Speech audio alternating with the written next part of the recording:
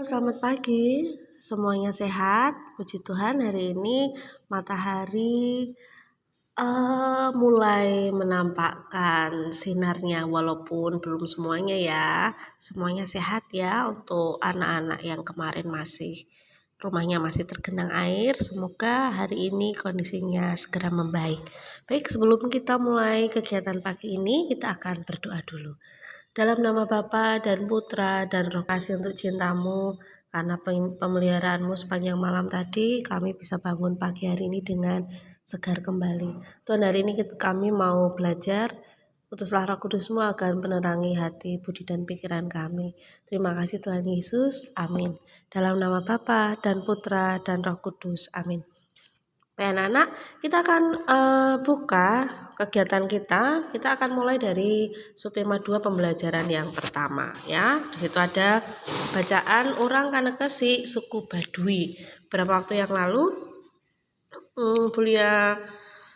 kita sudah bahas tentang keragaman yang ada di Indonesia. Di situ banyak sekali adat istiadat, lagu daerah, kemudian rumah adat. Nah, ada di tabel di subtema yang pertama. Kita akan coba buka tentang orang Kanekesi suku Baduy. Ya, kita simak bersama-sama.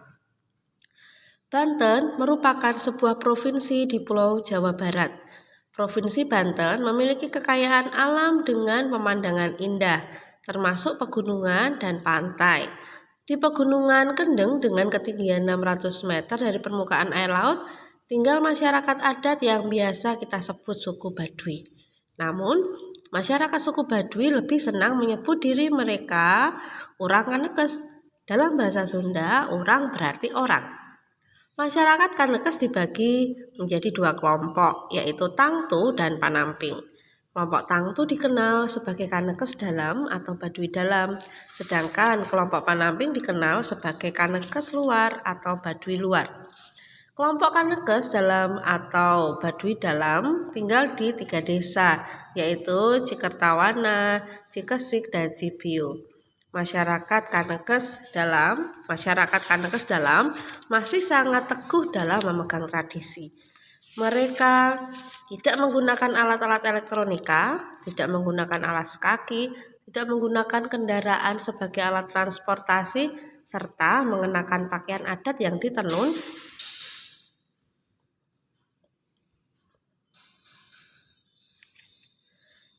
atau dijahit sendiri.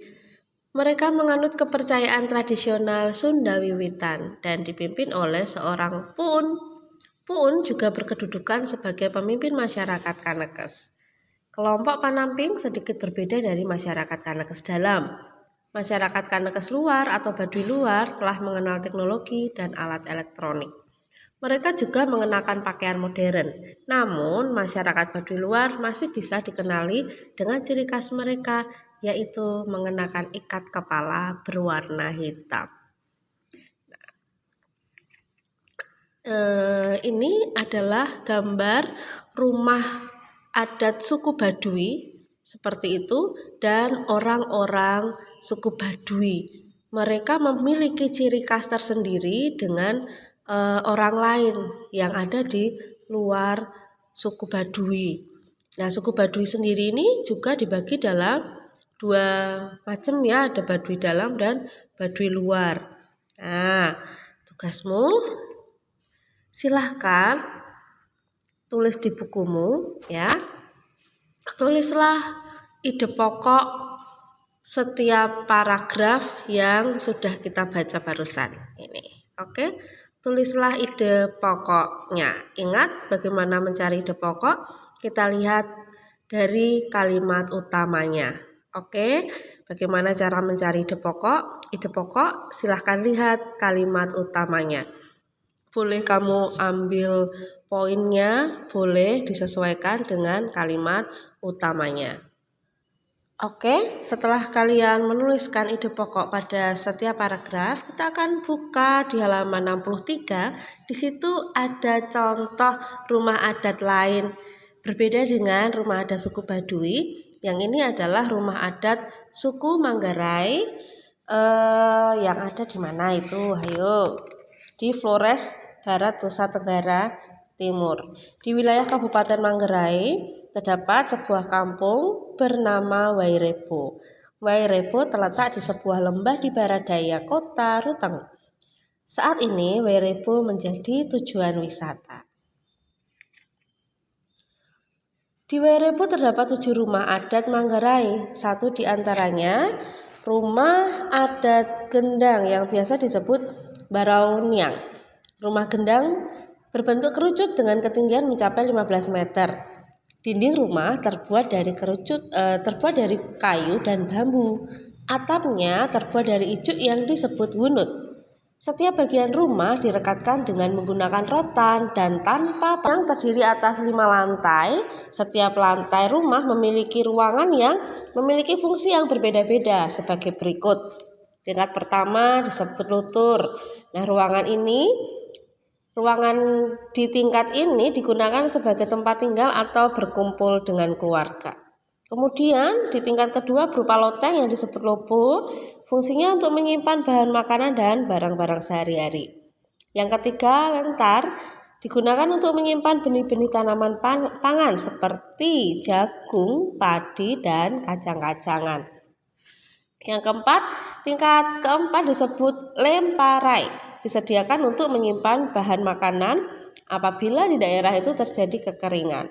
Dan yang paling puncak disebut hekang kode untuk tempat sesajian persembahan kepada leluhur.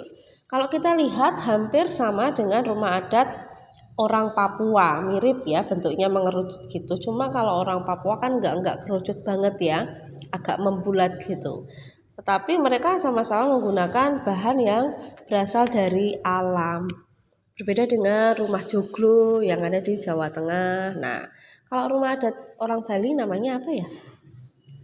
Nah, Gapura Candi Bentar. Oke, silahkan kalian pelajari nama-nama rumah adat yang ada di Indonesia di halaman 65 sampai dengan 66. Itu ada banyak sekali nama rumah adat yang terdapat di Indonesia dari Sabang sampai Merauke. Dari Aceh sampai Papua. Nah, silahkan kalian lihat halaman 67. Nah, ini tugas kalian berikutnya adalah menyebutkan asal provinsi dan keunikan rumah-rumah adat yang ada pada gambar. Rumah ini halaman 67 sampai 68 ya. 67 sampai 68 ada 5 rumah adat. Silakan kamu tulis asal provinsi dan keunikan masing-masing dari rumah adat tersebut. Oke. Nah, setelah kalian melihat berbagai macam jenis rumah adat yang ada di Indonesia, kita juga mengenal pakaian-pakaian adatnya. Ada ulos dari Sumatera Utara, ada baju cele dari Maluku, ingat ya dulu di semester 1, ada kebaya dari Jawa Barat, Jawa Tengah ya, ada kulafi, donggala dari Sulawesi Utara, Sulawesi Selatan. Ini bisa kamu baca dan bisa kamu lihat macam-macam pakaian adat yang ada di Nusantara. Nah, tugasmu berikutnya adalah menuliskan keunikan baju adat atau pakaian adat yang ada pada tugas halaman 72 sampai dengan 74. Oke, 72 sampai dengan 74. Baik, itu adalah tugas kalian hari ini anak-anak. Jangan sampai ada yang terlewat. Oke, selamat belajar, selamat mengerjakan tugas kalian hari ini. Jangan lupa untuk makan makanan yang bergizi, tidur yang cukup, jangan main gadget. Oke, terima kasih untuk waktunya. Kita akan tutup kegiatan kita dengan berdoa. Dalam nama Bapa dan Putra dan Roh Kudus. Amin. Terima kasih Tuhan Yesus untuk penyertaan-Mu pada pelajaran hari ini. Kami mohon Tuhan agar Engkau senantiasa menerangi hati kami, supaya kami bisa belajar dengan sungguh-sungguh. Kami mau serahkan kegiatan kami sepanjang hari ini dalam penyelenggaraan selama-lamanya. Amin.